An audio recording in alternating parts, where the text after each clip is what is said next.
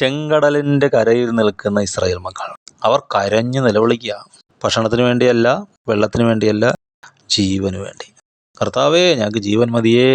കർത്താവ് ഒരു റോഡ് തുറന്നു ചെങ്കടലിൻ്റെ നടുവിൽ. അവർ ജയാളികളായി മരുഭൂമിയിലെത്തി. പാട്ടുപാടി ആരാധിച്ചു. കുറച്ച് കഴിഞ്ഞപ്പോൾ ഇതങ്ങ് മറന്നുപോയി. അവർ ചോദിക്കുന്നത്, ഞങ്ങൾക്ക് വെജിറ്റബിൾസ് വേണം, ഞങ്ങൾക്ക് മീൻ വേണം, ഞങ്ങൾക്ക് ഇറച്ചി വേണം. ഇതൊന്നുമില്ലേലും ജീവിക്കാനുള്ള പ്രൊവിഷൻ ദൈവം ഒരുക്കിയിട്ടുണ്ടായിരുന്നു. പക്ഷെ കൊതി അവർ നശിപ്പിച്ചു കളഞ്ഞു. ഇന്ന് യുദ്ധം നടക്കുമ്പോൾ നമ്മളെക്കാൾ മോശക്കാരായ കൊണ്ടല്ല അവർ മരിക്കുന്നത്. ചാനലിലൂടെ നമ്മളെ കാണിക്കുന്നത് അവരോടുന്നത് കണ്ടോ, കാറിന് വേണ്ടിയല്ല, വീടിന് വേണ്ടിയല്ല, ഓവർ ടൈമിന് വേണ്ടിയല്ല, ജീവന് വേണ്ടി ഓടുകയാണ്. ജീവൻ വലുതാണ്. അത് ദൈവം തന്നു. ദൈവത്തെ ആരാധിക്കണം, നന്ദി പറയണം. നിൻ്റെ ആവശ്യങ്ങൾ കർത്താവിനെ അറിയിക്കണം. ഇനിയും ടെൻഷൻ അടിക്കരുത്, ഇനിയും ഭാരപ്പെടരുത്, ഇനിയും നമ്മൾ നന്ദികേട് കാണിക്കാൻ പാടില്ല.